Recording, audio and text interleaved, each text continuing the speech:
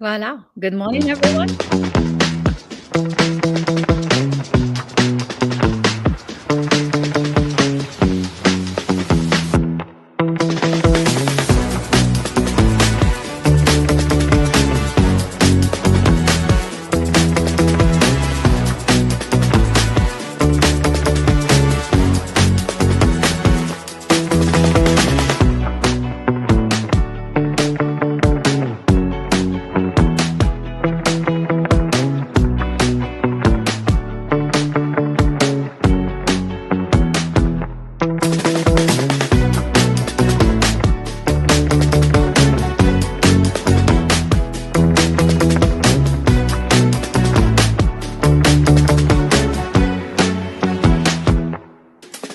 Good morning, everyone, or good afternoon for Singapore. I'm so honored to have an incredible woman today for this Our Leadership series. With me, Sharesz Wilkinson, connecting all the way from Singapore. Hello and welcome. Hi, Dr. Hynd. Thank you so much for having me. And I'm looking forward to our conversation today. I hope it's going to bring some meaningful insights into what we do and how we can make an impact moving forward. Absolutely. I am so honored to have you. You're a leadership expert, and this is about leadership. So, this is the episode of the series. So, absolutely. Let's go back to you and understand what have you are recognized among the top 0.1%, 0.1%, like the highest executive leadership experts in industry. How do you define elite leadership? What is it that have attracted you to that higher level sphere in leadership? So for the work that I have been doing over the last 2 decades, I had extensively to do with leaders in various fields and through the most relevant verticals, as well as in government and politics. And when I look at leadership, I look at it from a very human-centric perspective. So I believe that great leadership starts with very strong self-leadership, and we cannot model behavior throughout an organization or a company if we are not aware of our own triggers and I wouldn't call it shortcomings, but maybe the things that we can improve on and work on to move in a different direction throughout a team and organizations as well as entire nations at times. I love that. So it's all, you bring everything back to the human side, Yes. to the human centric, and how it starts inside out. Sorry. I see it now because I want to welcome people joining us. Good morning. Good morning. We are connecting from all around the world here. We have Asia, Europe, Africa. It's beautiful. So let's go back to your own definition of leadership. You think that you need to have a strong self-leadership. So it all comes into the person, the inner side of the person. I truly believe that if we are not aware of ourselves, we are very easily to be manipulated. Elicitation is a big problem, especially in companies where trust and confidentiality is of utter importance. Yeah. And we can see that in various scandals that happen every now and then around the world, how that can be very easily exploited if somebody is not aware. So when I work with leaders, first of all, we start inside out, meaning we're looking at a variety of factors in leadership. It's not just the vision, the mission, and the perspective and all these things that are taught in business schools. It goes back to what pushes your buttons. And where does this come from? And we can only choose a different way of acting when we stop reacting. So to have a profound understanding of who you are and what made you the way you are and where are your triggers, what's the story, the history behind it, and how you can become aware in the very moment of what is happening. You need to learn how to analyze people. You need to learn how to read microexpressions. You have to do research about, for example, in meetings, who is present and who are these people in terms of a personal background as well. If we solely focus on business, we leave out so much of the information that's crucial to understand somebody's motivations for acting, as well as their ulterior motives maybe. Wow. This conversation, it is so potent because there are many scandals and sometimes our own experiences. I have myself gone through an experience of betrayal, what it was from my team who connected with the higher up of investors, and I'm like, what are you saying? It's so true, because it's not just about you focus on the business and make sure that everybody's doing the work. You need to understand the behavior, the people. Mhm. And it's not so much just about you as a person, because we exist within an ecosystem, right? And how we interact with each other comes down as well to observation skills, listening skills. Just because we have 2 ears, it doesn't mean that we actually listen to people. That's so true. Exactly. And Yeah. there's listening is an acquired skill. It's not something that happens naturally, right? Uh-huh. And the Yeah. other thing is empathy. Now, empathy is something that cannot really be taught. So If you when you don't say, naturally have it, it's kind of hard to teach it. So if somebody's a psychopath, sociopath, or a narcissist, a malignant narcissist, they do not have this capacity for empathy. So they have to learn the concept, like a theoretical one, to imitate the behavior as it should be in a specific situation. And it's very hard to acquire if it's not there. Yeah. and so how do you do when it's not there? Well, it's a problem because it depends in what kind of situation it is in. Um, I approach it from the communication point of view. So we teach science-based communication skills. I'm attached to the oldest coaching communication company in America, based in Boston. We worked with the White House prior and teach in Harvard and MIT communication skills. And what we teach is the science-based flowchart approach, how you read your listener, read the situation, and then a trained communicator is able to adapt and adjust their communication style to the specific situation and person. So it comes all down to analysis, as well as to then tailor the message according to your listener from their point of view. It's not manipulation. It has everything to do with understanding whom you're actually talking to. And that requires self-awareness. It requires psychological knowledge. It requires as well research about the other person, where they are coming from. And not just from a professional perspective, but who are they? It's very different if you talk to a single person in their 30s, or you talk to a person who is in their 50s, married, and has 2 children that are going to university. So the entire background as well matters. And when you want to establish rapport with somebody, it's not so much about what you want. It's more about what does the person need, and where do your skill sets fit into fulfilling their need or requirement, if that makes sense, right? Yes, it makes sense. So just to put it on a frame, we're talking about a leader understanding his team, or are we talking about a leader communicating with clients and partners and other leaders? Both, because human beings work all over the way the same way. So our brain functions in the same manner. It doesn't matter where you're coming from, what's your background, and how old you are. I mean, of course, I'm not talking about children, right? But No.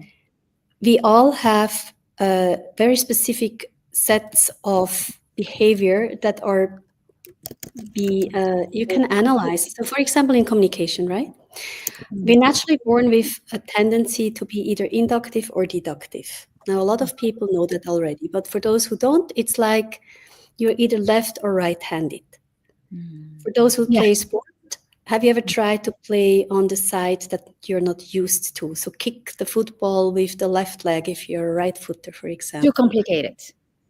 It's very complicated. In Yes. communication, it's exactly the same thing. So naturally, people are either inductive or deductive, right? Inductive means we lead up to a point and we think while we are talking. Oui. So everyone has had the experience being in a meeting and thinking, oh my God, when are they coming to the point? Cut it short. Yes. Yes, sometimes I have that. And then the person is totally lost and doesn't know what to say anymore because they haven't finished their thought process yet. Deductive is completely the opposite. Deductive people, they think and analyze first, and then they give you the information. These are the people that when you ask them, how are you doing today? Good. That's That's it. it. They give you like shorts. It comes across at times as very rude because they don't volunteer any other information than exactly what you asked for, right? Yes. These are usually people who, not always, but tendency, who are logic oriented, meaning they like charts, numbers, figures, statistics, right? Yes. The inductive person is the storyteller. They like relationships, emotions, colors, descriptions, the story. Neither one or the other is right or wrong. Now imagine you have a crisis situation and you have an inductive person in charge as a leader. It's going to be catastrophic. Yeah, because it's taken too much time to say anything. If they cannot adjust in communication to the situation and in the environment because they feel it's rude or it's not proper or whatever else, or they have a leadership issue, they don't want to be seen as an authoritative leader, for example. It's going to lead to delays, and it depends on the situation, catastrophe, right? But on the other hand, for example, you have to make a press release. You had something happening in your company, there was an accident and someone died. And now you have a deductive person in front of the press. And then they're going to deliver the statistics, the facts, and the figures like the morning news, right? Very dry, very to the point, very factual. It comes across as extremely uncaring and cold. That's right. And this is a huge reputation problem for the company. So in this situation, you want to have someone inductive. EFIS, not so much EFIS, but PAFIS oriented. PAFIS means relationship oriented, emotion oriented, looking for the story behind the things. So they would communicate in a way where they say, we're very sorry about what happened, and we're going to make sure and ensure that we look after the well-being of the family and we care for their best possible options for access to treatment or therapies or whatever. The whole story, right? They're not going to say at 8:15 this morning 2 people passed away because an anchor broke loose or something. Yeah, that's too dry. You see the difference? Yes, one is too dry. One is like coated into soothing emotional story. It's in the vocabulary, right? Yes, it's all in the yes. So as a skilled communicator in leadership, you learn how to adjust the styles to different situations as well as people. And that can be trained, it can be learned, and it can be practiced. Which means that you want to be a combination of both, right? You actually want to be flexible. So depending on the situation. I love that. Like you can be this at the right at situation and then that. Yes. So we live in a world of either or. Yes. But it's not like that. It's as well as. As well as depending on this the environment, the situation. Exactly. So the more you're able and capable of being adaptable, the better leader you're going to become. Exactly. I love this, which means that you have to be able to master both sides of communication and of yes, but it's not a robotic approach. It's not like you learn math, 1 and 1 is 2, and then it works like this. No, you have a lot of knowledge about psychology, about specific setups, how to read people, micro expressions, about emotions. You have to have emotional self-awareness, right? Because if you are challenged with situations that you feel highly uncomfortable with, you will naturally avoid it. Now, as a leader, you cannot afford to do that. No. So this is exactly what it means to step out of your comfort zone. And I don't like this expression because it's so swammy. How you say that? It's so spongy. It means nothing really, right? It's fluffy. It's fluffy. What it actually means is really to adapt a behavior that you're not familiar with and perform it to the best of your capabilities regardless, right? Even if it's against your natural tendencies. So if I naturally am inductive, I have to be able to communicate in a deductive manner when it's required.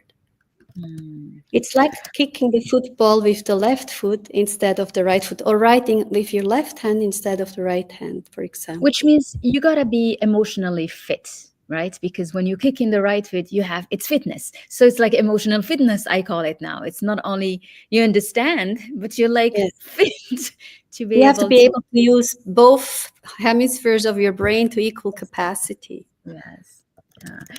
I love this. This is incredible. I want to come back to how a leader needs to understand everyone around him or her in a meeting and in a situation, so that to avoid the scandals, the betrayals, the problems that we hear about continuously. Is there I a don't way? think, sorry, continue.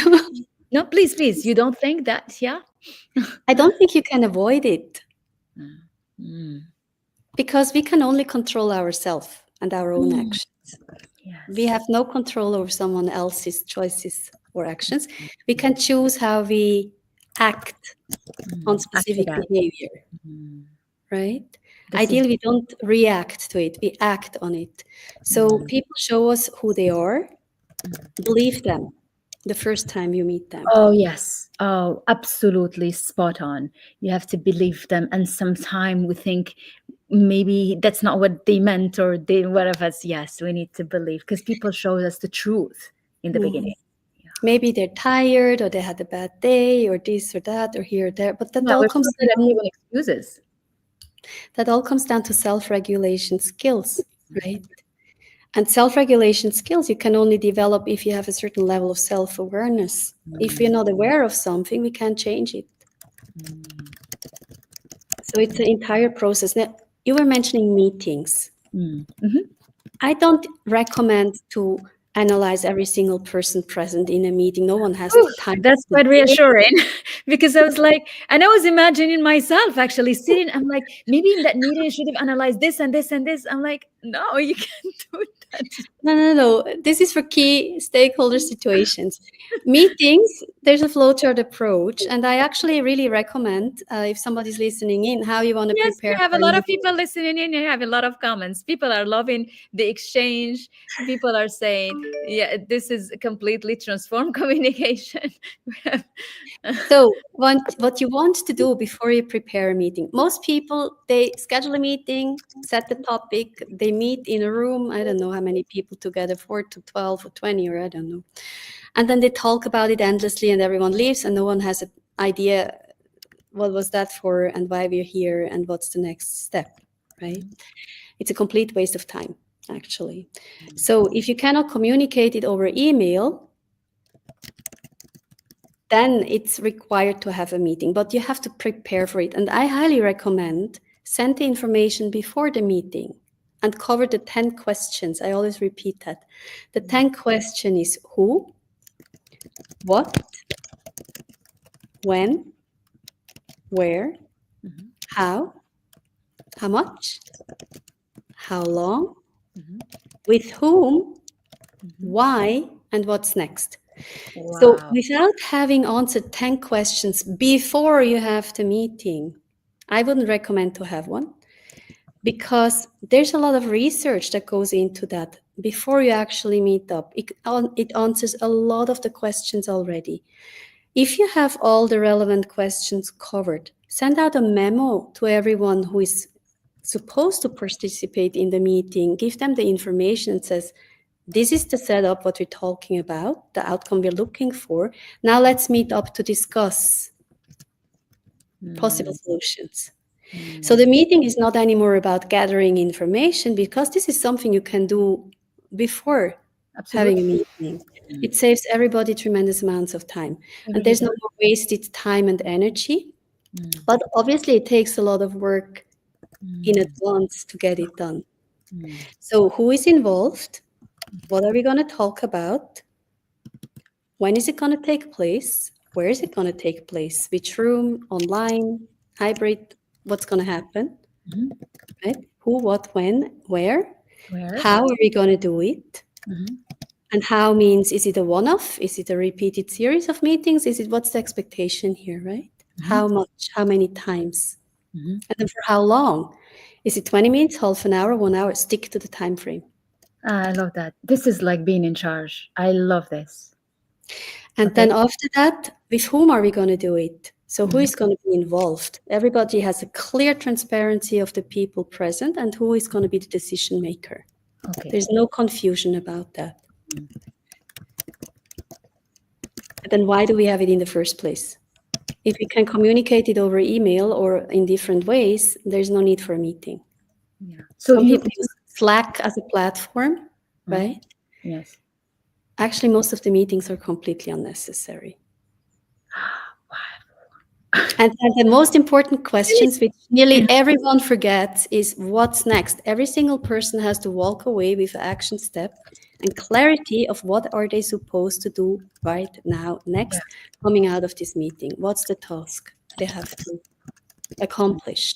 Mm. So there's purpose, direction, vision, and mission, and clarity. I love that. And it's quite empowering to the people of the meetings and the gathering and the team and whatever, because you kind of trust that each one is moving forward with whatever task they're supposed to do. Well, it creates accountability because if they don't do it, you can check on it and you see who did the job or who didn't. Mm. Yeah. And it's written, it's not just words. Yes. This is something so important, which is most of the meetings are not necessary. And yeah, because sometimes it just boosts the ego of like, oh, I'm just having a meeting, or just feels good to have a week so full with meetings. Yeah. If you actually calculate the cost of the time of the employees spending time in those meetings, it leads to staggering losses for companies. Oh, really? And you have research back in that, data back in that? Well, every employee has a specific salary and is Yes. expected to perform a certain amount of time during a month, correct? Mhm. Now, if you calculate the time of meetings backwards into minutes or hours per month, then you can directly correlate to the amount of finances that are involved to cover that time frame, right? So Now multiply that throughout an organization with 10,000 employees, and it's staggering amounts. and isn't it beautiful, because that makes us go into the difference between the manager, that job is to connect people, make sure that the job is being done, and then the leader that should have the space and time for creativity and innovation and leading, right? Mm-hmm. Mm-hmm. So But that's exactly the point, right? Clarity creates the space and the time, because you say no to the majority of the nonsense that's going on. Nonsense. It doesn't make sense, right? Why do you have to have 5 decision makers in a meeting if only one is directly involved? That's a legitimate question, right? Couldn't the other 4 have been informed with a follow-up? that's it. And you don't need them like not wasting, but just like using their time that could be used for something else, create an income and revenue Yes. into something stagnating. Yeah. And if you use the 10 questions framework, this is what I teach to multinationals and their teams, right? If you use this framework, it really eliminates a lot of the unnecessary work that is done. And the frustration is reduced dramatically because people come prepared. They have to do the research before the meeting happens if there's any open questions left. They can get the information directly at source, meaning from the person who is actually involved in that topic firsthand. So this situation where you're sitting in a meeting and then you're like, who has this information? Oh, it's somebody else from a different department, but they're not available today because they are on some business trip or whatever else. It doesn't happen because you just follow up via email or WhatsApp or whatever else. Team meetings, online communication platform, and within 5-10 minutes you get the missing information. If not, another team has to work on getting the numbers and figures together with real-time data. And so you are always up to speed of what's going on. This is the ideal scenario, right? Yes, it is. But it's a stark difference to just, we have to talk about quarterly earnings and we're going to meet in the boardroom and Wow. It's a You see? whole word of mastery to be able to Mhm. navigate as a real leader in an organization. You Yes. always describe, also talk about resilience as a Mhm. strategic advantage. Where does it come in here? So resilience, um, the resilience part that I talk about is inside out as a person, right? How do you engineer resilience? Resilience is based on awareness, and awareness happens only if we are conscious about the key areas in life that are relevant. Most people are not aware of it. Most people focus on health, family, and finances. And Mm, with health, probably sports. These are free, right?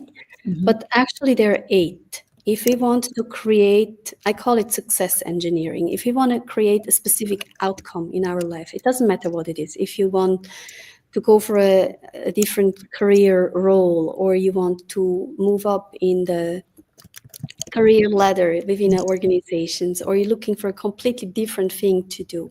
mhm, Um, Most people have the approach of kind of hope and pray, mm. right? Maybe Yes. then they do a personality assessment. I like this and I like that. But they have not really a conscious understanding of what they're actually looking for. Mm, And what they're looking for is from um, health perspective, mindset perspective. I call it emotional perspective, right? How much stress do I want or can I take or cannot take? And then really be honest with yourself. mm, The value and belief system. mm, If I work in an organization that doesn't represent what I choose to stand for, I'm going to be in a conflict, which is going to lead to burnout and really highly stressful situations because I have to represent something I cannot stand behind. Ideally, you don't accept a job like that, but many people are not in a situation where they actually ask these questions before they look for something, right? mm, And then, especially in a tight job market, mhm, when many are happy to just get any job, mhm. Yes, and they just take it even if it doesn't fit exactly yes, their yes, personality then and values. you have a problem within the company. You have a problem with team alignment. You have a problem with team retention. It leads to friction. It leads to a lot of different things. Mm, Um, we deal with informal leadership, mhm, right? If a leader is not in the right position mm, or has personal challenges, I had that as well, where I worked with leaders who a family member passed away or who mm, had health issues. Mobbing situations, any major challenge in life, really. It went through COVID. I worked mm. with a Fortune 200 during the COVID situation where three C-level executives wanted to quit all at once. CMO, Wow. CFO, and the CTO. Mm, Yes. So they brought me in for the communication part, but as it turned out, it was for resilience. mm, Time mm, management, stress management, delayed gratification, uncertainty. How do you deal with all these things in a constructive manner? mm. Wow. And how do you strengthen that in your C levels and your employees, right? Yeah. So I developed an approach with resilient power, Mhm, and I explained the eight key areas. mhm. People usually do a self assessment on a daily basis, and then they improve 2 steps a day, Oh wow. every day. And there's an accountability tool. And it's not judgmental, it just says, have you done it or not? Yes, yes. It's like raising awareness about your ability to watch yourself being improved. Yeah. Yes. And now we're leading back to what you were asking me in the beginning, what makes a good leader, right? Yes, exactly. And elite. We looked at the elite here. Yes. How can others trust you if you cannot trust yourself of doing the things you said you're going to do, Ah, yes, exactly. Absolutely. right? Mm, So it's a very high ethical approach. It's not everybody's cup of tea because it requires a lot of honesty with yourself. mm, And I'm not excluded from that, by the way. We're all human. We all have mm, weaknesses. We make mistakes. But it really helps in the self-awareness process, mm, right? mm, Where we can realize if my percentage is 80% no and 20% yes, I probably have to change something. mm.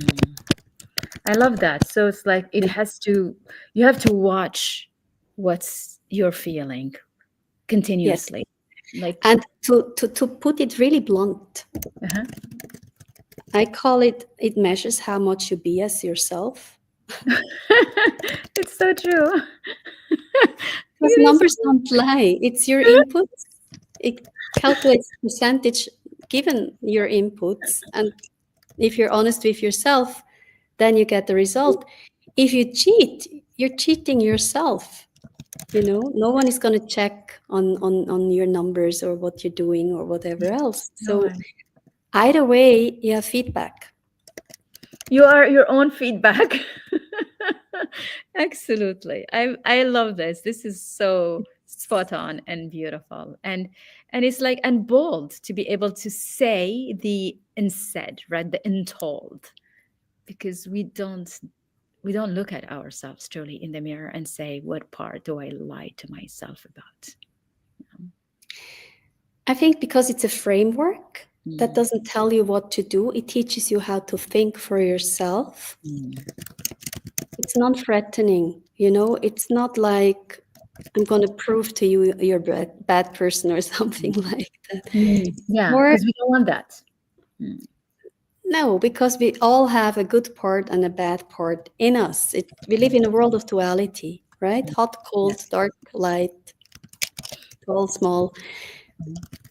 There's never just one thing in anything, really, right? So we always have both parts within us. The question is, which one gains the upper hand? If we go through a very challenging situation, it's very easy to become bitter or vengeful or hateful or all these things, right?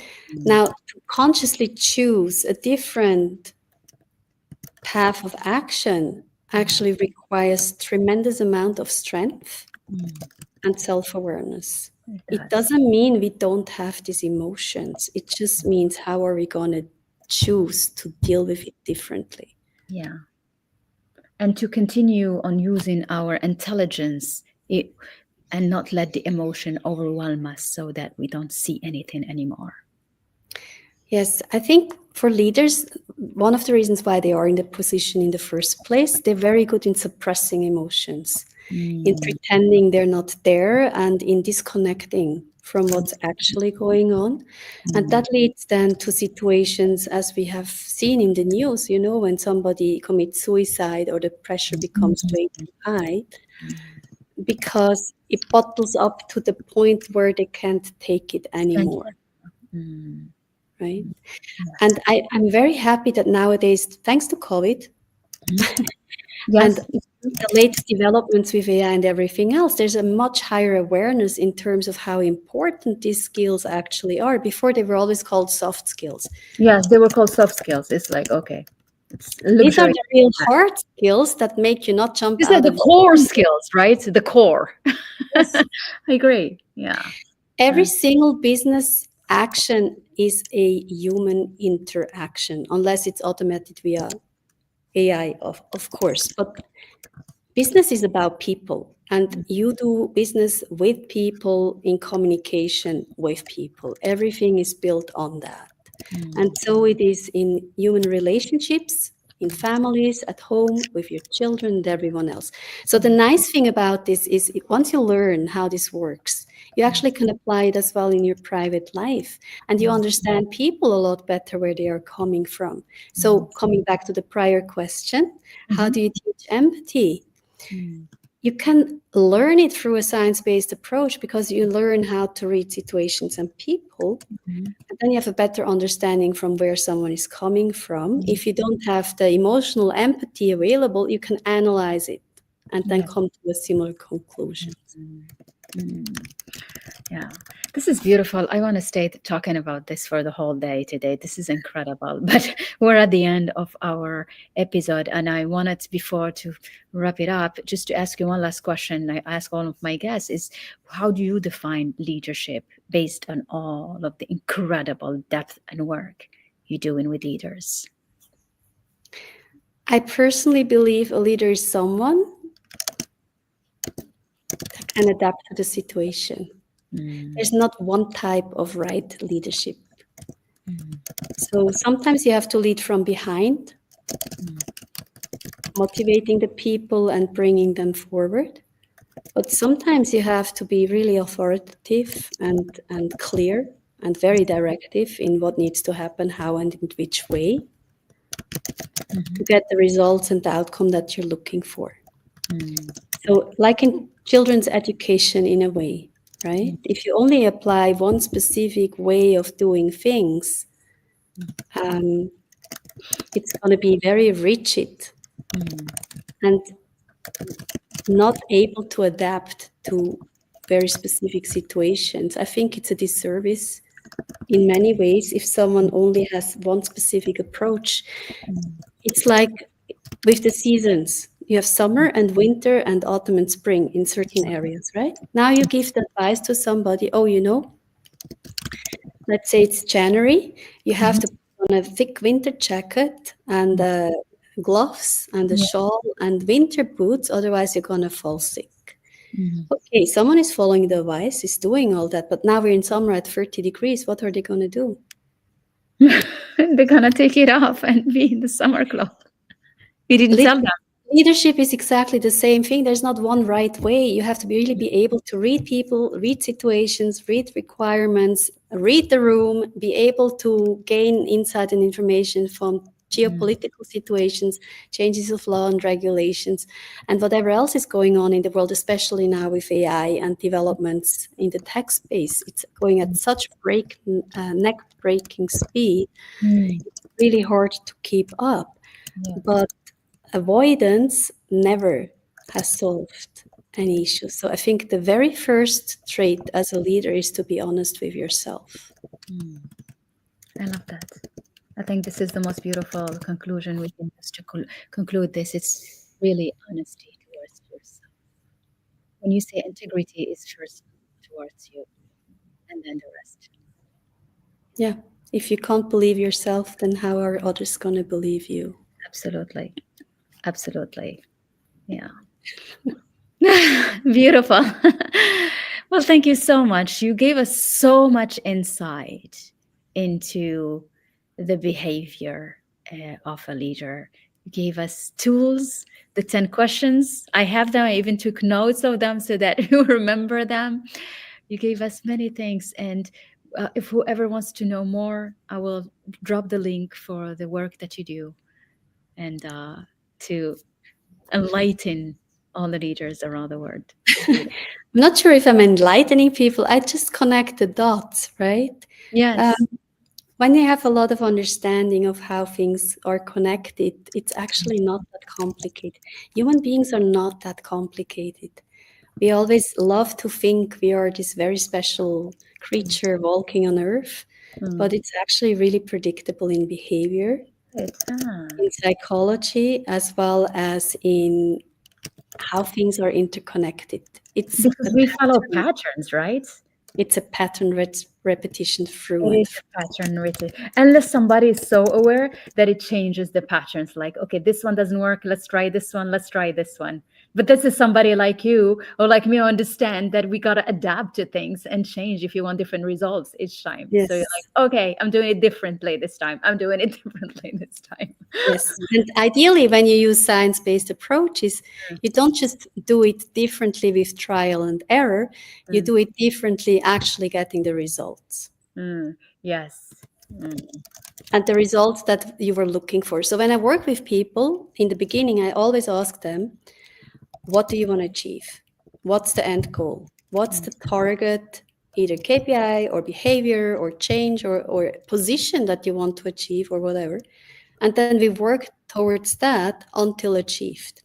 mm, So there's no maybe or maybe not or how do you feel about it or no. It's a conglomerate of strategic advice, coaching, teaching, mentoring, network introductions, filling the gaps, looking at every possible angle to actually get to the outcome that you're looking for to achieve. This is beautiful. This has been such a delight. Thank you so much for all this Thank you advice. as well. you for being with me today. Thank you for everyone joining us this morning or this afternoon from your side of the world. And I look forward to another episode. Thank you, my dear Sharesz.